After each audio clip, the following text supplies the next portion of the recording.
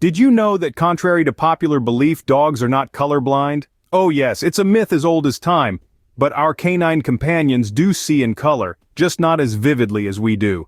Scientific research shows they see shades of blue and yellow but can't distinguish between red and green. Imagine if they could though.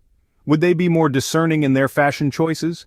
So next time you're picking out a new toy for your furry friend, remember, they might not appreciate that neon green squeaky toy as much as you do. Okay, how many of you have heard that a dog's mouth is cleaner than a human's? Well, brace yourself for a reality check. Just like humans, our furry friends also have a mouthful of bacteria. Surprise, surprise! And let's not forget the chewed-up shoes, various critters, and who knows what else they've been gnawing on. So while their slobbery kisses might be full of love, they're also full of germs. This isn't to scare you off from your beloved pet, but rather a gentle reminder to maintain good hygiene practices. After all, a clean pet is a happy pet, so maybe think twice before letting Fido give you a big wet kiss. Alright, who's ready for some doggy math? It's time we debunk the old myth that 1 dog year equals 7 human years. It's a common misconception, but the truth is a little more complex than simple multiplication. You see, a dog's age actually varies depending on their size and breed.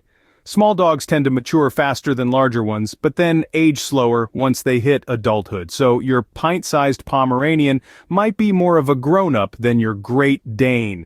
It's a bit like Doggy Benjamin Button. So, here's a funny thought. Your furry friend might be better at adulting than some of us. So next time you celebrate your dog's birthday, remember they might be older than you think. Before we bust myth number 4, don't forget to hit that like button and subscribe to our channel for more myth-busting content. Your participation helps us to keep debunking those doggone myths. Alright, let's hop back into it with myth number 4.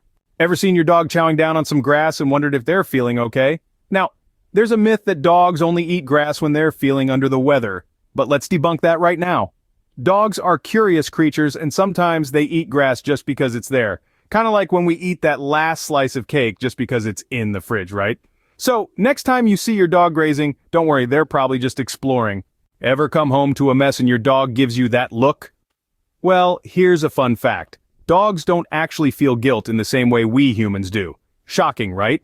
That guilty look your dog is sporting is more likely a reaction to your behavior. Perhaps they've noticed your displeasure or your raised voice, and they're responding accordingly. Now, this isn't to say that dogs can't feel, but their emotions operate differently than ours.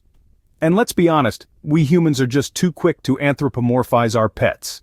We see a shred of human-like behavior, and suddenly, our dogs are starring in their own canine version of a courtroom drama.